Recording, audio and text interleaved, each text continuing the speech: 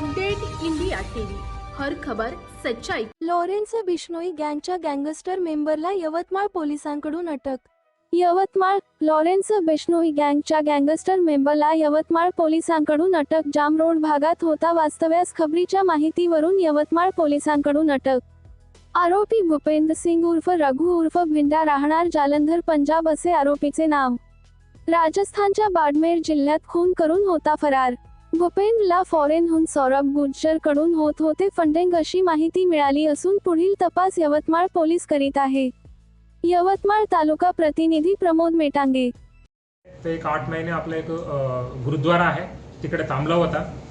तो ॲक्च्युअली जेव्हा तो राजस्थानला असताना जोधपूर जिल्हा तिकडे राहायचा होता। तिकडे एक लेडीच्या सोबत त्यांचे लग्न पण झाले।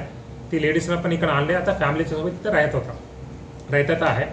त्यांचा कवर असा आहे की इकडे लोकांना सांगतात की मी राजस्थानी आहे, मी एक दाबा चालवतो म्हणून ते सांगतात। माहूरला माझा एक दाबा आहे, दाबा ओनर आहे म्हणून सांगून इथे लोकांच्या सोबत फिरतात आहे। इथे काही ॲक्टिव्ह पण सखोल त्यांच्यासोबत हे केलं, आपण इंटरॅगेशन केलेलं आहे। ते म्हणतात की त्यांना वरतून ते ॲक्च्युअली स्लीपर सेल सारखं आहे।